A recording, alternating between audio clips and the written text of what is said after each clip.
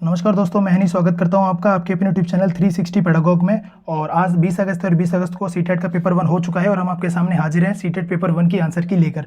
तो चलिए बिना किसी देरी के स्टार्ट करते हैं। आज हम कवर करने वाले चाइल्ड डेवलपमेंट एंड पेडागोजी का जो आपका जो पेपर 1 उसमें CDP आती है उसके जो 30 क्वेश्चन है उसको हम देखेंगे उनके क्या क्या आंसर है। तो चलिए स्टार्ट करते हैं। जो पहला क्वेश्चन दे रखा है आपका, पहला क्वेश्चन आप पढ़ लेना। जहाँ से मैं आपको आंसर बता दूँ, जो पहला क्वेश्चन है उसका आपका आंसर रहने वाला है फोर्थ। जो आपका पहला क्वेश्चन है उसका आंसर रहने वाला है फोर्थ। तो आप फोर्थ क्वेश्चन आंसर मार्क कर सकते हो। उसमें क्या क्या रखा है कि to facilitate critical thinking among learners teacher should expose them to diverse situation and different perspective. ये ठीक है। इसका रीजन क्या हो जाएगा? Student learn and increase their ability to thinking critically and creatively as they engage in the conversation across differences. ये ठीक है। अब जो सेकंड क्वेश्चन है आपका वो है the primary goal of learning, कि लर्निंग का प्राइमरी गोल क्या है। तो लर्निंग का प्राइमरी गोल होता है बच्चों की थिंकिंग डेवलप करना। तो जो सेकंड है उसका आपका आंसर हो जाएगा first, to develop of critical thinking. ठीक है। चलिए एक तीसरा क्वेश्चन देखते हैं। Variability in learning style of the student, मतलब बच्चे अलग अलग तरीके से सीखते हैं, कोई सुनकर कोई देखकर, अलग अलग तरीके हैं। तो ये बच्चों को, हमें टीचर को क्या करना चाहिए, इस चीज़ की रिस्पेक्ट करनी चाहिए। तो उसका आंसर हो जाएगा आपका थर्ड। मतलब जो वेरिएबिलिटी है बच्चों के अंदर should be value and seen as a reflection of a human diversity, को महत्व दिया जाना चाहिए और मानव विविधता के प्रतिबिंब के रूप में देखा जाना चाहिए। तो ये आपका थर्ड हो गया। Fourth question, children learn more effectively if a concept proceed from. Concept हम मतलब बच्चे अच्छे तरीके से कब सीखेंगे? जब उनको जर्नल से स्पेसिफिक नहीं सिखाएंगे या सामान्य से विशिष्ट की ओर बच्चे सीखेंगे। तो फोर्थ का हो जाएगा आपका थर्ड। चलिए अगला समझते हैं। अगला क्वेश्चन है fifth question, which of the following process does not contribute to course of learning, मतलब कोर्स ऑफ लर्निंग में कौन सी चीज़ें मतलब हेल्प नहीं करती। तो इसका आंसर हो जाएगा आपका फर्स्ट। ठीक है, गैर प्रासंगिकरण। अब फिजिक्स क्वेश्चन देखते हैं। Which of the following is an effective method to enhance problem solving skill in childrens, मतलब प्रॉब्लम सॉल्विंग स्किल को बढ़ावा देने के लिए हमें क्या करना चाहिए? Giving them opportunity to brainstorming and make intuitive guesses, मतलब उन्हें बुद्धि मंथन करने का, मतलब सोचने विचार करने का मौका देना चाहिए और सहज अनुमान लगाने का अवसर भी देना चाहिए। तो जो इसका आंसर हो जाएगा वो आपका द फर्स्ट हो जाएगा। ठीक है। चलिए अब सेवंथ क्वेश्चन देखते हैं। एक्सपीरियंशियल लर्निंग, मतलब अनुभव से सीखना, ये कितना महत्वपूर्ण समझते हैं? Learning as a product rather than a process, नहीं, लर्निंग प्रोडक्ट नहीं, ये तो पहला तो बिल्कुल गलत हो जाएगा।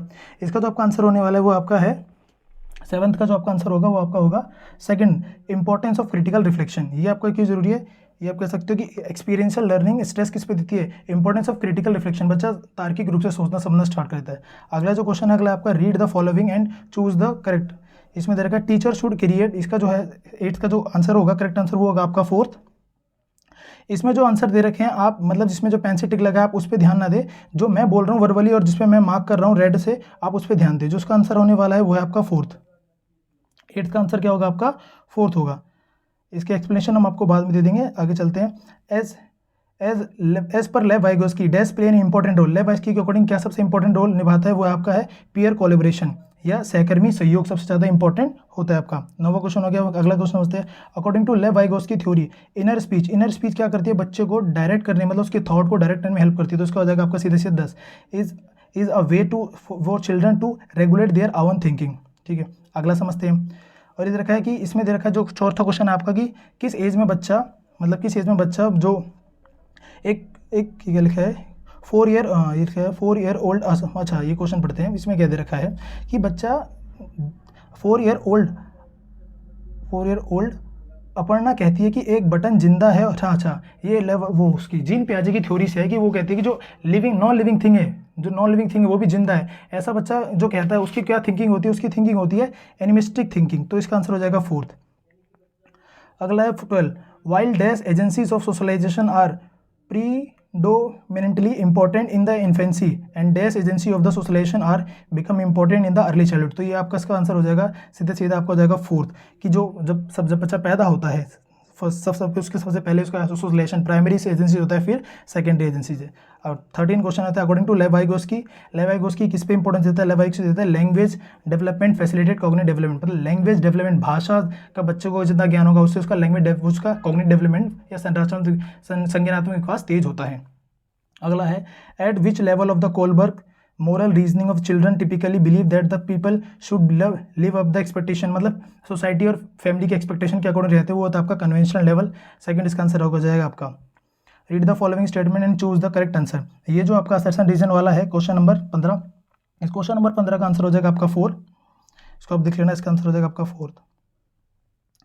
अगला जो है आपका what is the main goal of the assessment for learning. Assessment for learning मतलब होता है जो ड्यूरेशन ऑफ लर्निंग होता है, इसका मेन काम होता है to provide feedback to student that can be use to improve their learning. तो इसका आंसर हो जाएगा आपका 2nd। अगला एट द विच एज मतलब किस एज में बच्चा क्या करता है, वर्ड प्ले करने लग जाता है, jokes and riddle that involve मतलब ऐसी जो जिसमें मतलब at which as the children engage in the word play and like jokes and riddles that involve in play onward. तो ये बच्चा 7 से, जहाँ मेरे हिसाब से तो 7 साल का बच्चा होना चाहिए। बाकी हम जो सीटेट की आंसर की आएगी उसमें देखेंगे, पर मेरे को जहाँ तक इसका आंसर लगता है वो आपका होना चाहिए फर्स्ट। कहाँ गए, एक मिनट में, सॉरी, हम क्वेश्चन कर रहे थे 17, तो 17 का जो आपका हो जाएगा वो जो आपका फर्स्ट हो जाएगा। अगला ठीक, कैरोल गिल्गिन हैज़ क्रिटिकली मतलब जो एक फीमेल है जिसने क्रिटिसाइज किया किसको, कोलबर की थ्योरी को। क्यों? क्योंकि उसने अपनी थ्योरी में फीमेल्स को इतनी इंपॉर्टेंस नहीं दी। उसका आंसर हो जाएगा आपका 4th। 18 का और 19 में क्या क्या रखा है कि बच्चे मतलब जीन पियाजे ने बोला है कि जो बच्चा होता है वो प्री ऑपरेशनल जो उसके थॉट होते हैं वो कैसे होते हैं, थॉट वो होते हैं उसके सेंट्रिक, मतलब वो एक ही चीज़ को ज़्यादा ध्यान से समझ पाता है, अन्य चीज़ों को नहीं समझ पाता। जो आपका ये तो 19 का हो गया, 19 का हो जाएगा 4th आपका। अब जो 20 क्वेश्चन है 20 आपका, तो इसका आपका आंसर हो जाएगा कि मतलब गिफ्टेड स्टूडेंट्स को हमें मतलब उनको उनकी स्पीड जो उसकी जो लर्निंग है उसको अप करने के लिए क्या करना चाहिए, तो हमें इनको क्या करना चाहिए, हम उनको देना चाहिए डिफरेंट इंस्ट्रक्शन। ये हो सकता है मेनली यही होगा इसका, या तो आप इनरिचमेंट लगा सकते हो, इनरिचमेंट और इसमें थोड़ी कन्फ्यूजन है, पर जहाँ तक मेरे को लगता है इसका डिफरेंट इंस्ट्रक्शंस होना चाहिए। अगला 21वां डिस्ग्राफिया क्या है, डिस्ग्राफिया है कि लिखने में जो बच्चे को प्रॉब्लम होती है उसका हो जाएगा 2nd। ठीक है, neurological disorder characteristic by the trouble in the forming letter. अगला हो जाएगा आपका 22। तो इसमें आपका क्या है, इसमें आपको क्या करना है, इसमें सबसे आसान बात यह है कि इसमें आपको एक नेगेटिव को क्या कर देना है, डिडक्ट कर देना है, कैंसिल कर देना है। जैसे कि आपका दे रखा है 22 का क्या दे रखा है, सी डाइवर्सिटी एज एन ऑब्स्टेकल। जो टीचर है वो डाइवर्सिटी को एज एन ऑब्स्टेकल या समस्या नहीं दिखता। तो चौथा जो वो काट दीजिए, तो आप पहला भी काट दो, दूसरा भी, तीसरा भी, और जो चौथा आंसर है उसके अंदर ही क्या नहीं है आपका, चौथे आंसर के अंदर चौथा ऑप्शन नहीं है, इसलिए वो करेक्ट है। अगला समझते हैं 23। तो according to the Howard Gardner a philosopher है, जो फिलोसोफर होता है उसके पास कौन सी, उसके पास होती है इंट्रापर्सनल। इसका हो जाएगा आपका 2nd। जो फिलोसोफर के पास जो इंटेलिजेंस होती है वो होती है इंट्रापर्सनल, और जो आपका मूर्तिकार होता है उसके पास होती है स्पेशल। अगला समझते हैं 24 क्वेश्चन। और 24 question, which of the following is N typical characteristics of having autism. Autism वाला जो बच्चा होता है वो क्या करता है, वो इसमें आपको दे रखा है, हाँ 2nd हो जाएगा इसका, फ्रिक्वेंट रिपीटेटिव एंड रिकॉरिंग बिहेवियर, मतलब एक ही बिहेवियर को बार बार क्या करता है बच्चा, रिपीट करता रहता है। अगला समझते हैं हम, अब 25वां क्वेश्चन देखते हैं। 25वां क्वेश्चन आपका सीधे सीधा हो जाएगा, मतलब ग्रोस मोटर कैसे डेवलप होगी, स्विमिंग से डेवलप होगी। 26वां आपका जो हो जाएगा, 26 का आपका आंसर हो जाएगा सीधे सीधे 4th, सेफेलोकॉर्डल एंड प्रोक्सिमल डिस्टल। ये दो क्या आपके प्रिंसिपल एंड डेवलपमेंट के ग्रोथ के जो हैं। ठीक है, अगला क्वेश्चन है 27वां क्वेश्चन, हम समझते हैं। चलिए, डैश इन, इसका जो आपका आंसर होगा वो होगा आपका 3rd। इसमें होगा कि जो ग्रोथ होती है अर्ली चाइल्डहुड में वसूल होती है, एंड बस आप मैं ज़्यादा एक्सप्लेनेशन नहीं दूंगा वरना वीडियो बहुत लंबी बन जाएगी।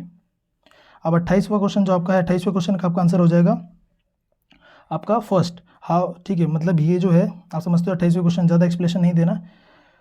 और समझते हैं आपको 29वां question, which of the following is an example of an internal attribution of the failure. ये आपका जो हो जाएगा वो जाए आपका 4th की, बच्चे को I fail that test because I didn't study enough. मैंने ज़्यादा अच्छे से स्टडी नहीं की थी इसलिए मैं फेल हो गया। यही बता रहा है कि विच of the following is an example of the internal, जो बच्चे से रिलेटेड है। अगला है read the statement and choose the correct option. तो ये जो आपका जो 30 क्वेश्चन है इसका आपका आंसर हो जाएगा 4th।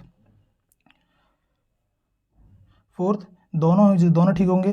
तो इस वीडियो में इतना ही, अब मिलेंगे आपसे अगली वीडियो में जिसमें हम मैथ्स, ईवीएस और सब्जेक्ट के भी क्या करेंगे, आंसर की आपको प्रोवाइड करा देंगे। तो बने रहिए चैनल से, और लाइक शेयर सब्सक्राइब करना ना भूलिए।